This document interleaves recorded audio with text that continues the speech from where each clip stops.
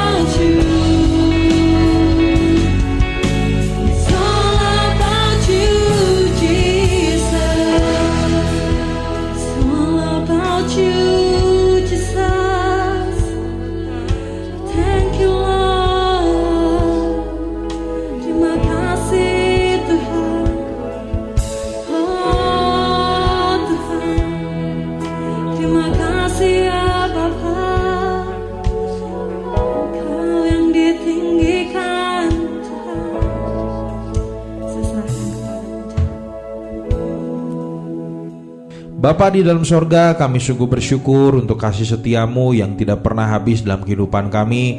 Juga kami bersyukur untuk waktu dan kesempatan di mana kami boleh bersama-sama kembali beribadah kepadamu. Dimanapun kami berada, kami tahu Tuhan hadir dan Kau bersama dengan kami. Untuk itu Bapa, sebelum kami bersama-sama merenungkan firman Tuhan, kami minta urapan-Mu supaya Roh Kudus menjamah hati kami, membuka hati kami, sehingga ketika Engkau berbicara bagi setiap kami oleh hamba-Mu, kami percaya firman Tuhan akan menuntun kami, menguatkan kami, bahkan akan terus memberikan kepada kami pengharapan di tengah-tengah situasi hari ini. Terima kasih, berkati hamba-Mu. Kami percaya firman Tuhan akan memberkati kami sepanjang hari ini Bapa. Di dalam nama Tuhan kami Yesus Kristus, kami berdoa, haleluya, amin. Baik, puji nama Tuhan. Bapak Ibu, kita bersyukur kita boleh memasuki bulan yang baru di tahun ini, yaitu bulan Agustus, di mana kita akan masuk juga kepada tema yang baru di bulan ini, yaitu sukacita dalam memberi. Dan di minggu yang pertama kita akan belajar satu tema renungan firman Tuhan, yaitu dengan judul menjadi berkat di masa yang sukar. Nah, kalau kita mendengar berita Bapak Ibu ya, di bulan April kurang lebih ya, di mana kemudian ada satu negara yang dinyatakan atau menyatakan dirinya bangkrut, yaitu negara Sri Lanka ya. Karena akhirnya negara ini tidak bisa membayar hutang yang begitu banyak, dan kemudian situasi ini membuat akhirnya masyarakat pun mengalami krisis yang begitu luar biasa. Bahkan kepala negara pun akhirnya keluar dari negara tersebut karena sudah tidak bisa memimpin kembali. Dan kita tahu ini menjadi sebuah kondisi yang tidak mudah untuk masyarakat yang ada di sana.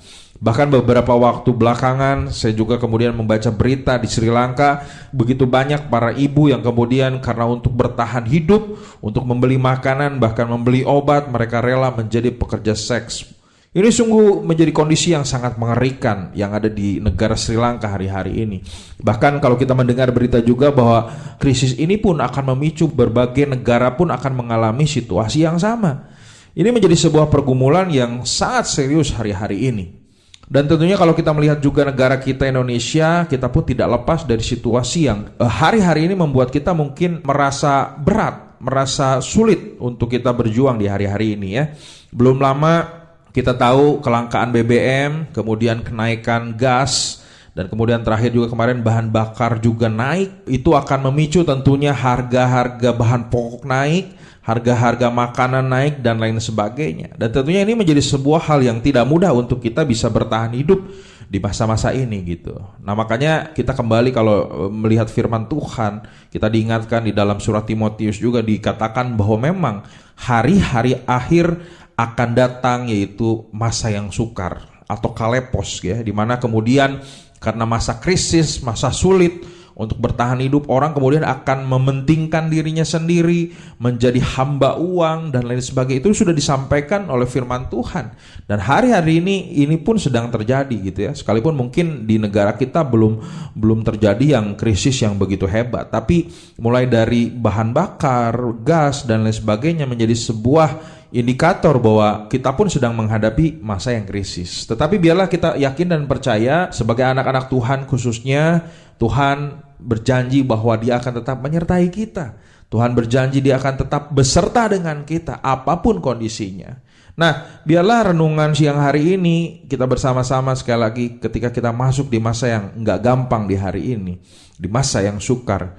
Gereja Tuhan, orang-orang percaya tetap kembali kepada panggilan untuk kita bisa tetap menjadi berkat sekalipun keadaan sulit.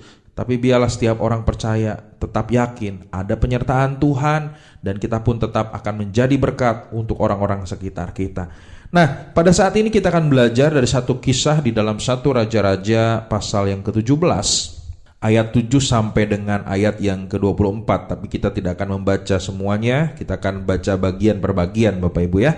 Dengan judul Elia dan janda di Sarfat. Ya, ini kisah Nabi Elia dan kemudian ada seorang janda di Sarfat. Saya akan bacakan mulai ayat yang ke-7 sampai dengan 12. Tetapi sesudah beberapa waktu sungai itu menjadi kering, sebab hujan tiada turun di negeri itu. Maka datanglah firman Tuhan kepada Elia, bersiaplah pergi ke Sarfat yang termasuk wilayah Sidon, dan diamlah di sana. Ketahuilah aku telah memerintahkan seorang janda untuk memberi engkau makan. Sesudah itu ia bersiap, lalu pergi ke Sarfat. Setelah ia sampai di pintu gerbang kota itu, tampaklah di sana seorang janda sedang mengumpulkan kayu api. Ia berseru kepada perempuan itu, katanya, "Cobalah ambil bagiku sedikit air dalam kendi, supaya aku minum." Ketika perempuan itu pergi mengambilnya, ia berseru lagi, "Cobalah ambil juga bagiku sepotong roti." Perempuan itu menjawab, "Demi Tuhan Allahmu yang hidup, sesungguhnya tidak ada roti padaku sedikit pun, kecuali segenggam tepung dalam tempayan dan sedikit minyak dalam buli-buli. Dan sekarang aku sedang mengumpulkan 2-3 potong kayu api. Kemudian aku mau pulang dan mengolah bagiku dan bagi anakku. Dan setelah kami memakannya, maka kami akan mati." Ya, sampai situ dulu pembacaan firman Tuhan kita. Nah, di sini dikisahkan sekali lagi Nabi Elia dan kemudian seorang janda yang mempunyai satu orang anak, Bapak Ibu ya. Nah, kalau saya pelajari Bapak Ibu kisah ini, seorang janda di Sarfat, arti kata Sarfat yaitu ujian. Jadi itu janda di Sarfat ini dia seorang yang tidak percaya kepada Allah, tetapi kemudian Tuhan memerintahkan kepada Elia untuk kemudian datang kepada janda ini. Nah, di sini sudah dijelaskan bahwa si janda ini sedang ada di situasi masa sulit, masa sukar. Di ayat 7 tadi dijelaskan bahwa ini situasinya adalah sungai itu menjadi kering dan kemudian hujan tidak ada di sana. Artinya musim kering, musim gak ada hujan, artinya memang masa krisis di daerah itu pada waktu itu. Nah, secara khusus janda ini pun mengalami, dia bukan orang kaya, tetapi dia pun sedang menghadapi titik akhir mungkin ya, masa krisis dalam kehidupannya. Karena apa? Di sini dijelaskan bahwa dia nggak punya apa-apa, selain dikatakan di sini hanya punya segenggam tepung, sedikit minyak. Dan ini pun menjadi mungkin makanan terakhir untuk si janda dan anaknya, Bapak Ibu. Dan kemudian di sini jelas tadi ayat 12 dikatakan setelah kami memakannya tetapi mati. Tetapi bersyukur Bapak Ibu, di dalam perikop ini, dalam kisah ini, entah kenapa gitu ya, mungkin banyak orang yang ada di sana di tengah krisis pada waktu itu di daerah ini, di Sarfat ini. Tentunya banyak orang itu, tetapi Tuhan memerintahkan Elia untuk datang untuk menghampiri si janda ini dengan sebuah tujuan yang sangat luar biasa. Kita akan tahu kemudian. Nah, sekali lagi janda ini seorang yang tidak percaya, tetapi atas kemurahan Tuhan, Nabi Elia datang menghampiri si janda ini. Nah, Bapak Ibu berbicara tentang situasi ibu janda ini ya, saya teringat dengan orang tua saya gitu ya, khususnya mama, di mana ketika 2001 ditinggalkan oleh suaminya atau ayah saya, kemudian mama harus struggle, harus berjuang untuk membesarkan 3 anaknya, saya dan kedua adik saya. Dan itu tentunya nggak gampang gitu ya, untuk membiayai sekolah, membiayai kehidupan. Dan itu kalau dihitung sampai dengan tahun ini gitu ya, sampai dengan hari ini lebih dari 20 tahun. Kalau saya mengingat kembali kondisi ini, saya bisa sedikit membayangkan kondisi janda yang kita renungkan pada siang hari ini gitu ya, di mana seorang ibu yang harus berjuang dalam kehidupannya, membiayai 3 anak untuk makan, untuk sekolah dan kebutuhan yang lainnya, itu tidak gampang. Tetapi kalau akhirnya sampai lebih dari 20 tahun, akhirnya ibu saya pun bisa berjuang, saya percaya itu kekuatan Tuhan. Jadi saya bisa membayangkan si janda ini tentunya berjuang dalam kehidupannya itu tidak gampang gitu ya. Nah, oleh karena itu mari kita kembali akan sama-sama belajar gitu dari kisah ini ya, di mana ketika Nabi Elia akhirnya menghampiri si janda ini dan kemudian meminta untuk memberikan air dan kemudian memberikan roti juga. Nah, ada satu kondisi di mana akhirnya perempuan ini menjawab atau meresponi permintaan Elia gitu ya, di mana di sini dikatakan dia mengungkapkan kondisinya, bahkan dia bersumpah, dikatakan bahwa saya nggak punya apa-apa gitu, kecuali yaitu dikatakan tadi segenggam tepung dan kemudian sedikit minyak. Lalu ketika saya nanti memakannya dan sudah itu mati. Ini kondisi yang benar-benar realita gitu. Tetapi kembali lagi mari kita akan belajar, Bapak Ibu Saudara jemaat Tuhan, kita akan belajar beberapa hal, apa yang kemudian respon daripada janda ini. Sekalipun dia ada di kondisi yang masa krisis, sekalipun kehidupannya pun serba kekurangan, bahkan dia mungkin ada di ujung kehidupannya, tapi kita akan melihat penyertaan Tuhan, mujizat Tuhan dinyatakan. Bahkan tidak hanya itu, si janda ini dalam kekurangan tetap menjadi berkat. Nah, apa yang kita bisa pelajari dari kisah ini Bapak Saudara? Yang pertama, kita bisa belajar bahwa iman harus lebih daripada realita. Di sini di ayat 13 kita akan lanjutkan, kita akan membacanya. Ketika tadi diminta untuk membuatkan air dan kemudian roti, di sini 13 dikatakan, sekalipun sekali lagi janda ini mengungkapkan realitanya dia nggak punya apa-apa, tetapi Elia berkata kepadanya, "Janganlah takut, pulanglah, buatlah seperti yang kau katakan. Tetapi buatlah lebih dahulu bagiku sepotong roti bundar kecil daripadanya, dan bawalah kepadaku, kemudian barulah kau buat bagimu dan bagi anakmu." Nah, sekali lagi tadi saya katakan di awal, Sarfat itu berarti ujian. Jadi secara khusus bagi perempuan ini adalah sebuah ujian, atau boleh dikatakan ujian iman, di mana realita yang ada adalah kondisi krisis, realita di depan mata adalah dia kekurangan, realita di depan mata tidak ada makanan yang cukup, bahkan makanan yang ada mungkin hanya cukup untuk hari itu. Tetapi sekali lagi, atas kemurahan Tuhan, atas perkenanan Tuhan melalui Nabi Elia yang kemudian berkata kepada perempuan itu, "Sekalipun kondisi kamu kekurangan, cobalah buat terlebih dahulu kepadaku." Nah, yang dilakukan adalah oleh si perempuan ini di ayat 15 dikatakan demikian, "Lalu pergilah perempuan itu dan berbuat seperti yang dikatakan Elia. Maka perempuan itu dan dia serta anak perempuan itu mendapat makan beberapa waktu lamanya." Dan kemudian ayat 16 di sini dikatakan, "Tepung dalam tempayan itu tidak habis dan minyak dalam buli-buli itu tidak berkurang, seperti firman Tuhan yang diucapkan dengan perantaraan Elia." Nah, ini luar biasa Bapak Saudara. Jadi ketika janda ini kemudian melakukan apa yang disampaikan Elia, di dalam kekurangan dia tidak mementingkan dirinya sendiri, tapi taat kepada Elia, taat kepada apa yang disampaikan, maka mujizat terjadi. Dan kemudian betul di sini dikatakan tepung dan tempayan tidak habis dan minyak dalam buli-buli itu tidak berkurang. Ini luar biasa, di mana ketaatan kemudian melahirkan atau mendatangkan mujizat. Kita tahu juga kalau kita membaca juga kisah di Perjanjian Baru, mujizat yang luar biasa yang sangat terkenal, di mana Yesus akhirnya memberi makan 5.000 orang pada waktu itu. Tapi di sana belum ada restoran, tidak ada catering di sana. Yang ada hanya seorang anak yang punya 5 roti dan 2 ikan. Sementara Yesus dan murid-murid harus mencukupi orang, yaitu 5.000, karena mereka mengikuti Yesus ketika mengajar, tetapi mereka pun harus memberi, murid-murid harus memberi mereka makan, Tuhan katakan. Tetapi kondisinya sama, realitanya adalah hanya ada 5 roti 2 ikan. Tetapi sekali lagi para murid belajar untuk taat dan percaya, mengumpulkan 5 roti dan 2 ikan itu. Dan akhirnya Yesus mengambil roti dan kemudian ikan itu dan bersyukur dan berdoa. Dan betul ketika ada ketaatan di sana, 5.000 orang makan dengan kenyang dikatakan. Dan kemudian bukan hanya mereka makan dengan kenyang, ada sisa 12 bakul penuh roti dan ikan. Nah, ini menjadi sebuah kisah nyata yang dicatat Alkitab, bahwa ketaatan melahirkan mujizat. Bahkan sekali lagi, iman, kita bisa belajar yang pertama, iman harus lebih besar dari realita kita. Saya tidak tahu juga kondisi Bapak Ibu Saudara. Kalau kita mungkin seorang pekerja dengan gaji 1 bulan sekian juta, tapi kemudian setelah kita tulis pengeluaran kita, kebutuhan kita untuk istri, untuk anak-anak, biaya sekolah, mungkin saja melebihi daripada gaji yang kita terima tiap bulan.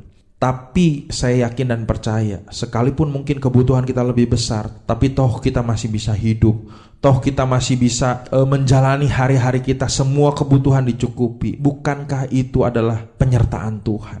Jadi kemudian saya pun bisa kemudian berkata Bapak Ibu ya, meneguhkan kita semua bahwa hidup kita tidak tergantung oleh gaji kita. Hidup kita tidak tergantung oleh keuntungan dari usaha yang kita dapatkan, tapi hidup kita bergantung pemeliharaan Tuhan. Gaji kita boleh kecil karena mungkin kebutuhan kita lebih besar, tapi kita percaya kita pun punya Allah yang besar, punya Tuhan yang hebat.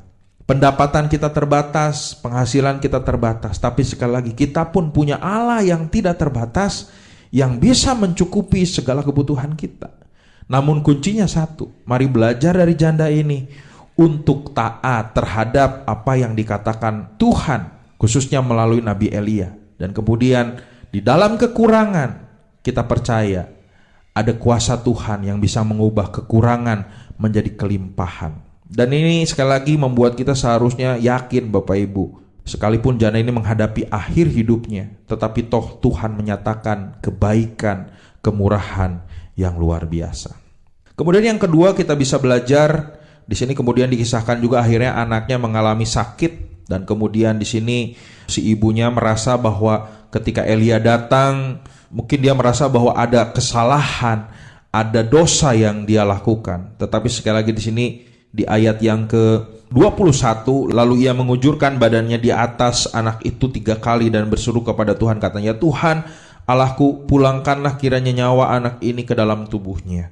Bahkan kemudian di sini 22 dikatakan Tuhan mendengarkan permintaan Elia itu dan nyawa anak itu pulang ke dalam tubuhnya sehingga ia hidup kembali. Ayat 23, Elia mengambil anak itu, ia membawanya turun dari kamar atas ke dalam rumah dan memberikannya kepada ibunya. Kata Elia, ini anakmu sudah hidup. Jadi lebih daripada sekedar Tuhan menyatakan pemeliharaan kepada si janda ini, ada satu hal yang lebih besar, yaitu di mana janda ini mengalami kasih Tuhan, mengalami keselamatan yang daripada Tuhan. Karena akhirnya di ayat 24 dikatakan bahwa akhirnya perempuan ini berkata kepada Elia, sekarang aku tahu bahwa engkau abdi Allah dan firman yang kau ucapkan itu adalah benar. Ini adalah sebuah hal yang lebih besar dari sekedar mujizat, di mana roti dan minyak itu menjadi mujizat yang luar biasa yang dirasakan oleh janda. Tetapi lebih daripada itu, si janda ini mengalami keselamatan, Bapak Ibu Saudara. Ayat 24 tadi jelas, kemudian kata perempuan itu kepada Elia, sekarang aku tahu bahwa engkau abdi Allah dan firman Tuhan yang kau ucapkan itu adalah benar. Jadi kita belajar dari kisah ini, Bapak Saudara, sekali lagi perempuan ini mengalami masa krisis, tapi tidak membuat dia akhirnya mementingkan diri sendiri, tetapi dia taat kepada Tuhan, taat kepada apa yang disampaikan Elia, dan mujizat Tuhan terjadi. Dan kemudian Tuhan juga menyatakan lebih daripada itu, dia dan anaknya mengalami mujizat. Dan kemudian lebih daripada itu, janda ini yang tadinya tidak percaya kepada Tuhan, akhirnya mengalami keselamatan daripada Tuhan. Nah, biarlah pagi hari ini kita belajar, Bapak Saudara, kalau kita kembali kepada salib Kristus, di mana dikatakan Yohanes 3 ayat 16, karena begitu besar kasih Allah akan dunia ini, sehingga ia mengaruniakan anaknya yang tunggal, sehingga setiap orang yang percaya kepadanya tidak binasa, melainkan beroleh hidup yang kekal. Kita yakin dan percaya bahwa kita punya Allah yang rela memberikan nyawanya, memberikan anaknya yang tunggal, supaya kita yang tidak layak menjadi dilayakkan Tuhan, menjadi anak-anak Tuhan. Dan biarlah teladan Yesus memberi ini, Bapak Ibu Saudara, boleh menjadi teladan bagi setiap kita, untuk kita pun belajar untuk berkorban bagi orang lain, belajar untuk mengasihi orang lain di tengah kekurangan, di tengah masa sukar yang kita hadapi, sehingga gereja Tuhan, orang-orang percaya tetap menjadi berkat sekalipun di tengah kesukaran. Tuhan Yesus memberkati. Mari kita berdoa. Sekali bersyukur untuk hari ini, untuk firman-Mu yang disampaikan. Biarlah kami tetap yakin dan percaya di masa-masa hari ini, kami tetap yakin penyertaan pemeliharaan Tuhan akan tetap dinyatakan bagi setiap kami. Dan ajar kami Tuhan untuk menjadi berkat dimanapun kami berada, sekalipun kami dalam kekurangan, namun kami belajar dari janda ini tetap menjadi berkat bagi orang-orang sekitarnya. Tuhan, kami bersyukur, sekali lagi menyerahkan untuk sepanjang hari ke dalam tangan-Mu, berkat kemurahan Tuhan menyertai kami senantiasa. Di dalam nama Tuhan kami Yesus Kristus kami berdoa, haleluya, amin. Demikianlah Bapak Ibu Saudara ibadah kita hari ini. Kami mengundang sidang jemaat untuk dapat tetap mengikuti ibadah online Gereja Isa Almasih Jemaat Maleer, baik melalui Radio Maestro 92,5 FM setiap hari Minggu pukul 12:15, atau melalui channel GIA Maleer di youtube.com setiap hari Minggu pukul 9.30. Bagi sidang jemaat yang membutuhkan dukungan doa, dapat mengirimkan beban doa melalui SMS ataupun WhatsApp di nomor 0821 1965 9019. Happy Sunday and God bless you.